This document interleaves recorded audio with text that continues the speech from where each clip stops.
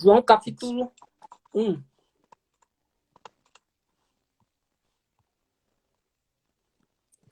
Versículo de número 40, diz assim: Era André, o irmão de Simão, um dos dois que tinham ouvido o testemunho de João e seguido Jesus.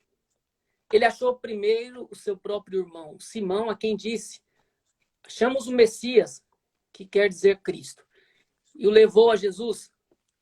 Olhando Jesus para ele, disse: Tu és Simão, filho de João. Tu serás chamado Cefas, que quer dizer Pedro. Este é o registro do primeiro encontro de Jesus com Pedro. Esse encontro é marcante, porque Jesus dirige a ele uma palavra profética. Tu serás chamado Pedro. Fala personalidade, essa mudança no nome. O que Jesus estava dizendo é que muita coisa mudaria, a começar pelo seu nome. Seu caráter seria moldado, seu temperamento e sua personalidade seria transformada. Porque se eu digo que sou cristão e o mundo não nota mudança em mim, algo está errado. Simão significa inconstante, vem de Simeão. Pedro significa rocha, no grego. O que Jesus estava profetizando é que ele deixaria de ser inconstante e seria alguém firme, alguém constante. O segundo encontro, talvez que seja o segundo encontro entre Jesus e Pedro, está registrado em Lucas 5. No primeiro, João 1. Jesus profetiza ou anuncia que ele seria chamado num futuro próximo, não ainda naquele momento, mas num futuro próximo ele seria chamado de Pedro, porque o seu nome era Simão. Nesse que talvez seja o segundo encontro, em Lucas 5, Jesus consolida o chamado de Pedro. Após a pesca maravilhosa, Pedro se dirige a Jesus, se prostra aos seus pés e diz: Afaste-te de mim, porque eu sou um pecador. Jesus faz, então, a segunda promessa. Não temas, doravante serás pescador de homens. Então, de pescador, pecador, ele seria transformado em pescador de homens pescadores. Essa mudança no nome que Jesus anuncia em João 1 tem a ver com caráter transformado. Já nesse, talvez seja o segundo encontro, Jesus anuncia o ministério de Pedro, pescador de homens. Então, há uma sequência que precisa ser observada. Primeiro, Jesus anuncia a transformação do caráter. Depois, Jesus anuncia o ministério, porque o ministério requer transformação. Então, essa sequência precisa ser observada. Primeiro, Jesus faz a promessa da mudança do nome, que está ligada à transformação do caráter. Só depois de anunciar essa transformação do caráter, Jesus anuncia o seu ministério. Ao longo dos evangelhos, nós temos, pastor Diego, muitas evidências de que Pedro fora escolhido por Deus para ser o líder dos demais apóstolos e pastor da igreja primitiva. A primeira grande evidência é que em todas as listas contendo os nomes dos apóstolos, sempre é o nome de Pedro que é citado primeiro. Isso revela que os próprios discípulos reconheciam em Pedro uma liderança. Por exemplo, Mateus 10, Marcos 3, Lucas 6, João 21 e até em Atos 1, sempre é o nome de Pedro que é citado primeiro. Em Mateus aparece assim: esses são os nomes dos 12 apóstolos que Jesus escolheu entre os discípulos que o seguiam. Primeiro, Simão, a quem Jesus chamou Pedro.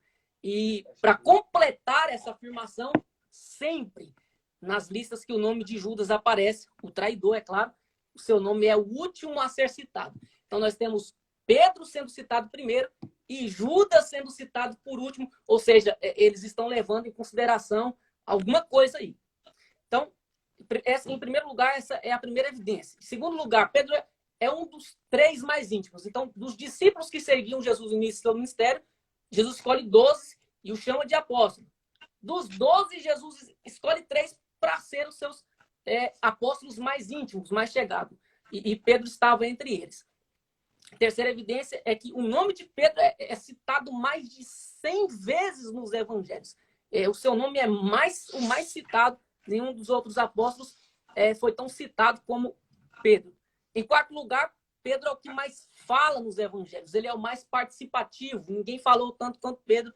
Ninguém perguntou tanto quanto Pedro. Ninguém respondeu tanto quanto Pedro. Há nos evangelhos, no mínimo, 46 registros de Pedro fazendo uma pergunta, respondendo ou fazendo alguma afirmação. Em quinto lugar, e aqui eu acho lindo essa evidência, é que Pedro sempre agiu como porta-voz dos demais apóstolos, uma atitude de um líder nato, falar quando os demais se calam ou falar representando os demais. A gente vê isso em Mateus 16, quando Jesus pergunta aos 12, quem vocês dizem que eu sou? Ninguém disse nada, todo mundo fica em silêncio. Mas Pedro disse, tu és o Cristo, o Filho do Deus vivo. Em João 6, Jesus olha para os 12 e novamente diz, se vocês quiserem ir, estão liberados, fica à vontade. Ninguém disse nada, houve um silêncio. Pedro assume a palavra e diz, para quem iremos nós? Então ele está falando pelos demais, ele não está falando apenas por ele. Ele não diz, para quem irei eu? Diz, para quem iremos nós? Aí ele completa dizendo, só tu tens as palavras de vida eterna, e nós temos crido que tu és o Filho de Deus. Então, ele conhece tanto os seus liderados que ele chega ao ponto de falar, de confessar que os demais acreditavam e criam naquilo que ele cria. Glória a Deus. Em sexto lugar, Pedro era influente por demais, e só um líder de verdade sabe como influenciar. Por exemplo, na última ceia, Pedro disse, por ti darei minha própria vida. Ainda que seja necessário morrer contigo, não te negarei. Aí Mateus e Marcos registram que todos os outros disseram o mesmo. Ou seja, estão sendo influenciados por Pedro. No Getsemane, Jesus disse aos discípulos, orai, vigiai comigo. Jesus se afasta por 3 vezes, nas 3 ocasiões, Jesus volta, Jesus retorna a eles, e todos os 3 estão dormindo. Mas Jesus não repreendeu Tiago, Jesus não chamou a atenção de João, Jesus disse a Pedro, não pudestes vigiar comigo 1 hora? O próprio Jesus reconhecia que Pedro exercia influência sobre os demais. Então, em primeiro lugar, os discípulos reconheciam isso. Em primeiro lugar. Em segundo lugar, Jesus reconhece isso. Jesus está colocando em Pedro a responsabilidade pela vida de oração dos demais.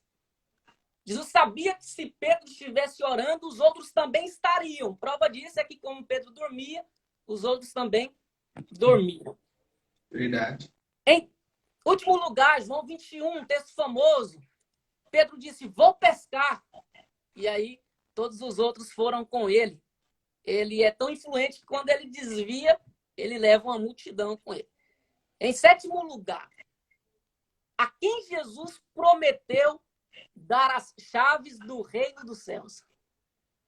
Não foi a nenhum outro apóstolo, senão a Pedro. E Pedro usa essas chaves e abre a porta da salvação em Atos 2 para os judeus e Atos 10 para os gentios. Então, os evangelhos nos apresentam o processo de cumprimento de 2 promessas que estavam interligadas. Tu serás chamado Pedro e tu serás pescador de homens. Pedro estava nesse processo. E instantes antes da prisão de Jesus e da entrega de Jesus, em Lucas 22, 31, olhou para ele e disse, Simão, Simão. Jesus estava garantindo que ele ainda não era Pedro. Jesus queria que ficasse evidente, porque ele estava tão autoconfiante que ele pensava nesse instante já, antes da crucificação de Jesus, que ele já merecia ser chamado de Pedro. E Jesus se dirige a ele dizendo Simão, Simão, por 2 vezes, para que fique bem claro que ele ainda é Simão. Em segundo lugar, o que prova que Pedro ainda estava nesse processo é que no momento da prisão de Jesus, ele saca a espada. Então ele ainda não era pescador, porque pescador não usa espada. Todos nós sabemos que Pedro negou Jesus e com ele eu aprendo uma grande lição. Nunca diga nunca. Em João 13, no ato em que Jesus lavava os pés dos apóstolos, Pedro disse: nunca me lavarás os pés. E Jesus lavou. Em Mateus 26, Pedro disse: ainda que venhas a ser um tropeço para todos, nunca o serás para mim. Em Marcos 14, 29, Pedro disse: ainda que todos se escandalizem, nunca, porém, eu. E a gente sabe que ele realmente foi Jesus foi um tropeço para ele, porque ele o negou. A gente sabe que ele se escandalizou, sim. E ele que prometeu ir com Jesus até o momento final, só acompanhou de longe. Ele que prometeu ser preso com Jesus foi apenas um mero espectador do julgamento, da prisão de Jesus. Ele tropeça como Jesus havia dito, mas Jesus também vai até ele para operar a transformação, porque Jesus prometeu, anunciou a sua queda, mas anunciou também a sua restauração. Tudo, porém, quando te converteres, fortalece os teus irmãos. Ele que jurara morrer por Cristo, não manteve a sua palavra. E aí, em João 21, após a ressurreição de Jesus, no mesmo lugar que Jesus anuncia o ministério de Pedro, Jesus restaura Pedro. Em 2 momentos isso acontece. Em João 21, Jesus faz 3 perguntas, Pedro responde as 3 perguntas e 3 vezes Jesus acrescenta: apacenta as minhas ovelhas. Nesse momento, Jesus poderia abrir mão de Pedro, mas Jesus ocupa as mãos de Pedro ao invés de abrir mão dele. Jesus já havia prometido a rede e agora acrescenta o cajado: apacenta as minhas ovelhas. Só quem ama Cristo pode apacentar o rebanho de Cristo. Foi essa a resposta que Pedro deu. Tu sabes que eu te amo. E aí nós não temos tempo para isso, mas é muito lindo o que acontece em João 21. No versículo 2, estavam juntos Simão. Eu disse que ele ainda não era Pedro, ele era Simão. Jesus deixou isso bem claro em Lucas 22. Versículo 2, estavam juntos Simão, Pedro e os outros demais apóstolos. Versículo 3, disse-lhes Simão Pedro. Versículo 7, aquele discípulo a quem Jesus amava disse a Simão Pedro. Versículo 11, Simão Pedro entrou no barco e arrastou a rede para a terra. Versículo 15, depois de terem comido, perguntou Jesus a Simão Pedro. Antes do versículo 17, quando Jesus opera a restauração de Pedro, ele é chamado Simão Pedro. Simão Pedro, Simão Pedro. Mas a partir do versículo 17, vem o 19. Disse isto para significar com que gênero de morte Pedro. Já não é mais Simão. Versículo 20. Então Pedro. Versículo 21. Vendo-o, pois, Pedro. E o que a gente percebe é que nos evangelhos ele é chamado de Simão Pedro, de Simão e de Pedro. Inconstante. Era o Simão, que no aramaico é inconstante. Mas em Atos dos Apóstolos ele não é chamado de Simão, mas não. Ele é chamado de Pedro. Então, no primeiro momento, é a restauração que Jesus opera. No segundo momento, em Atos 2, ele é cheio do Espírito Santo. E aí, a gente vai ler Atos e vai comparar com os evangelhos. A gente pensa que se trata de 2 pessoas distintas, mas não é. É o mesmo homem, só que agora com caráter transformado e cheio do Espírito Santo. E aí, para a gente partir para o final, nós vemos a comparação de Pedro nos evangelhos e Pedro em Atos dos Apóstolos. Nos evangelhos, o Simão é fraco porque não ora. Jesus o repreende no Getsêmani. Mas em Atos dos Apóstolos, ele é fortificado na oração. Em Atos 1, os demais discípulos, as mulheres, estão em oração.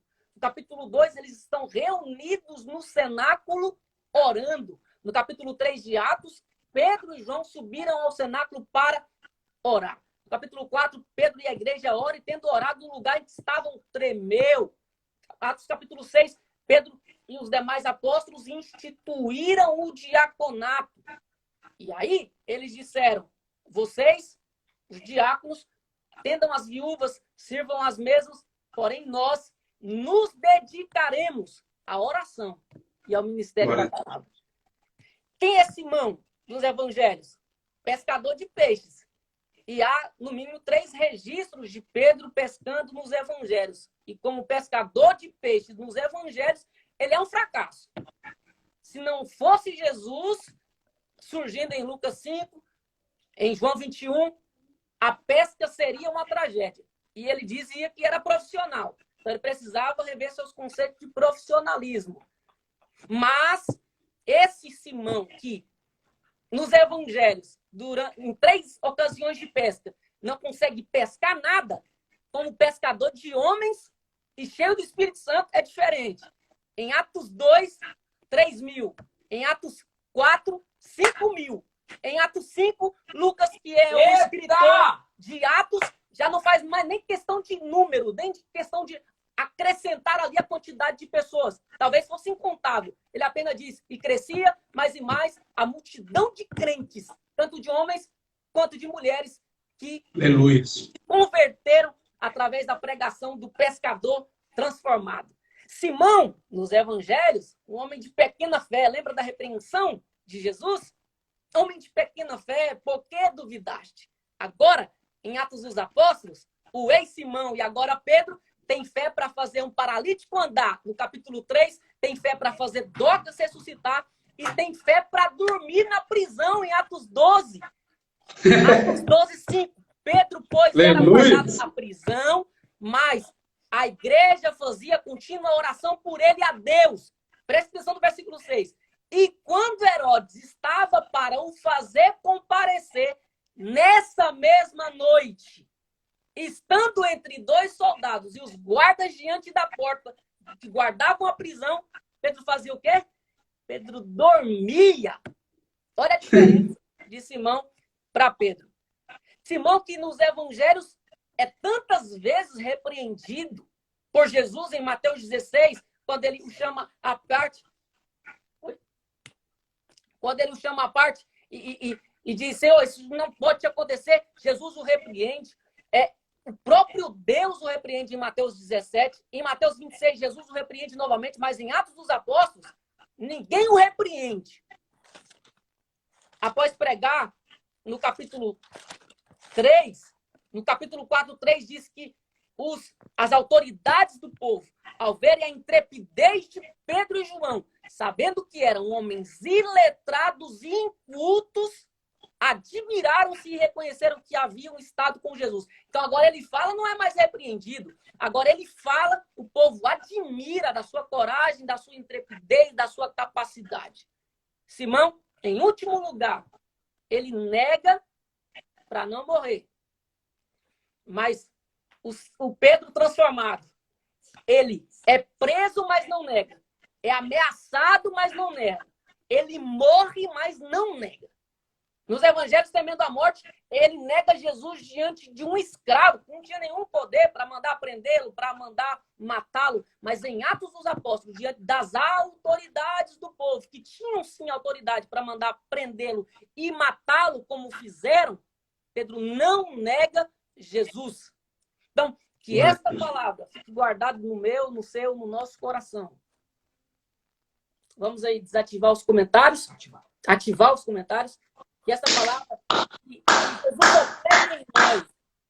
E glória a Deus. De nós, essa transformação que ele operou em Pedro, para que depois disso ele pudesse influenciar vidas como ele influenciou. Amém? Maravilha, irmão. Maravilha, maravilha. Palavra digna de congresso. Minha gente. Glória a Deus. Que palavra. Amém. Que palavra. Muito obrigado. Deus abençoe, Deus te use. Amém. Por certo, você está sendo bem instruído aí com o nosso querido, amado pastor Eliseu e os demais pastores. Que pregação, querido. Maravilha, explanação. Para quem acha que vigília é barulho, tá aí, ó. Vigília tem que ser Bíblia. Bíblia no povo. Bíblia, Bíblia, Bíblia, Bíblia. Glória a Deus. O Pedrão... Deus abençoe, querido. Deus te use cada vez mais. Amém. Esse aqui eu conheci, ele já pregava. Ele só melhorou um pouquinho, mas a mensagem dele aí é forte. Que maravilha, sem dúvida. Vou salvar essa live para não ficar muito longa, tá bom? E a gente volta. Beleza.